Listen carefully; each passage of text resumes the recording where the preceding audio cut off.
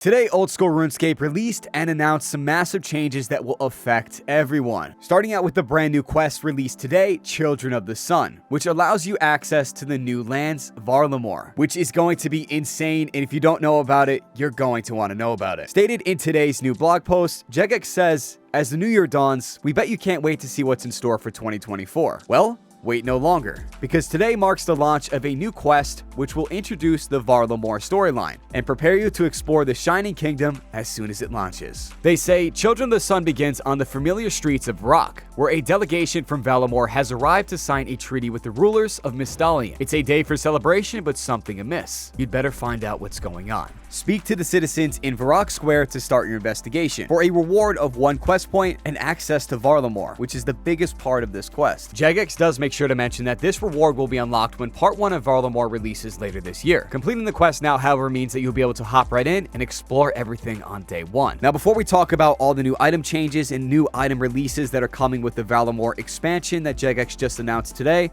there's a few crucial changes that they snuck into the update. Jagex has completely removed the Rune favor system. This includes the favor interfaces, the side panel reward interface and UI overlay, the ability to earn favor, including favor reward scrolls, and the Architectural Alliance mini quest. Now, aside of them completely removing the Rune favor system, they've also, in their words, improved the transport system within Korinth, and they've also updated the Korinth Castle teleport, lowering the magic requirement it takes to teleport there from 69 to 48, and changing the runes it takes to 2 laws, 1 fire, and 1 water rune. Which leads us into one of the most game-impacting, crucial changes that Jagex did this update, changing the way the normal RuneScape spellbook interface looks for all of us. They go on to state, and I quote, "The spellbook interface orders spells by magic level, and while we offer the ability to filter the spells, we don't currently offer any way of changing the order. With the magic requirement of the Korinth teleport spell going down, it would change the position in the spellbook, causing other spells to move as well, with it most notably moving the position of the high alchemy spell on the spellbook that we've all been used to and using for many years, with some players voicing their opinions on Reddit and Twitter, tweeting out tweets that are gaining a lot of traction. If they don't revert the change, this is something we are definitely going to have to get used to." Jagex goes on to say, and I quote, "While this has happened before, it's been quite a few years since it last did,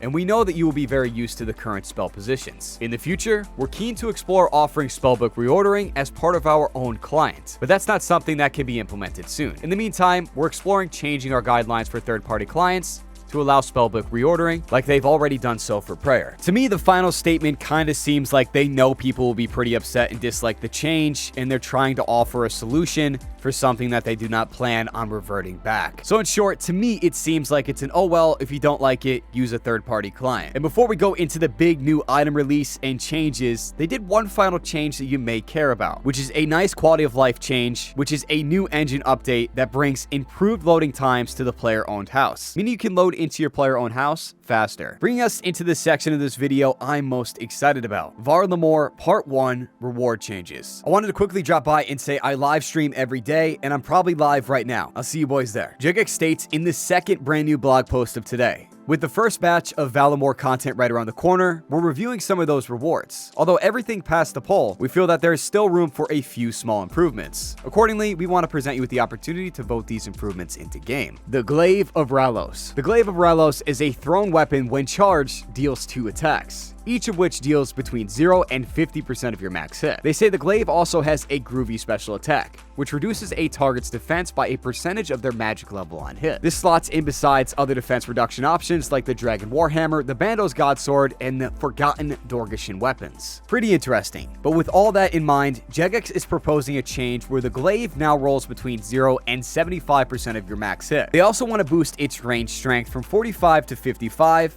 and in tandem, these changes will make the Glaive's damage output feel a lot better, without outpacing other special attack weapons. Just looking at this quickly, it sounds like that's probably a pretty good change. Next up is Echo Crystals. Echo Crystals were pitched as a consumable item that will be socketed into a pair of Guardian boots to give the wearer AoE recoil. Now, Jagex goes on to say, "While the effect itself passed the poll with ease, Some of the players have pointed out that the boots aren't necessarily the most intuitive item to stick a recoil effect on. They then basically say that they sent their combat team to search for different items to add the AoE effect to, and what they've chosen is the Obby Shield, the Odium, and Malediction Ward. They feel like it's the perfect fit for Echo Crystals. They're saying that it's about the right level bracket and that they are already part of many player builds, and they're shields, not shoes. They also go on to say that they buffed the crystals as well and made them now provide a +2 prayer bonus on top of the cheeky recoil effect. Altogether, these changes mean that these iconic offhand offerings are an even better pickup for low intensity Slayer shenanigans, and in my opinion, I think a very cool addition to the game. Now, how cool would that be if you were able to use it in PvP as well? If you're getting attacked by a multi-clan and you have an AoE recoil effect, which brings us into the next segment of today's blog post. Sunfire Runes. These powerful spell catalysts were made from Sunfire dust, found within the Fortis Coliseum, and can be used to imbue your fire spells with the concentrated power of the sun. That's pretty cool sounding. Jagex makes sure to state that this reward did pass the poll with flying colors, but they felt that these awesome items could be better integrated with both Valmore and the art of runecraft. The first change they've made is to rename the Sunfire Dust into Sunfire Splinters. You'll combine this with Rune Essence and regular fire runes at the new Sunfire Altar found in Valmore.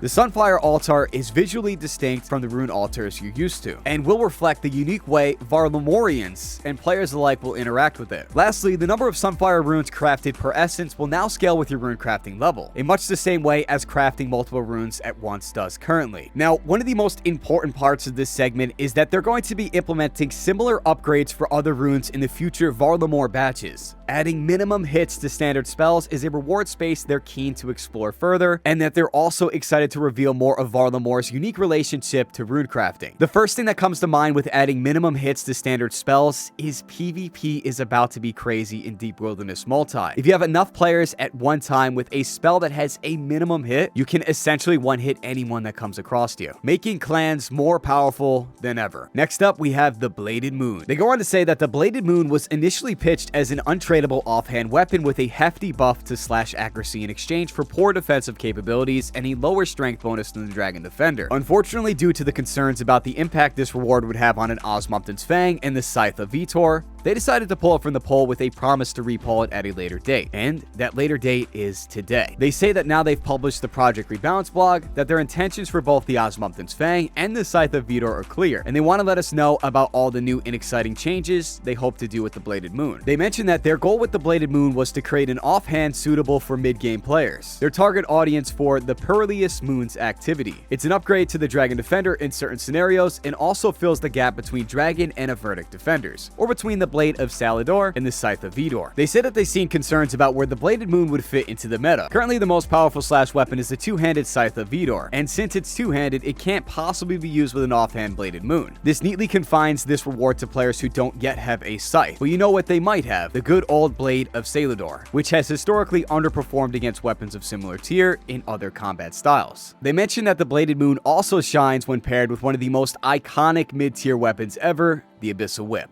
In this way, they feel that the Bladed Moon becomes a worthwhile goal for any mid-level adventurer who isn't yet able to spend the requisite millions to get their hands on a spendy Scythe of Vitor. They've also made a small change to ensure that the Bladed Moon fits nicely besides the Avertic Defender, which is them lowering the Bladed Moon's strength bonus from +5 to +4, which means that the Avertic Defender's whopping +8 should almost always result in better max hits. But in short, Jagex is basically saying after their Project Rebalance changes, they believe that this is the right thing for mid-level players without reliable access to defense reduction methods. And thanks to those changes, it won't shake things up for players who are already facing greater foes. Definitely some interesting changes in today's update that everyone is going to feel. And quickly before you go, I appreciate you so much for making it this far in the video. So I'm going to toss one of you a Bandos chestplate. Just like the video, leave your RuneScape name in the comment section below, and be sure to subscribe to stay updated when I upload my new videos. See you guys all tomorrow.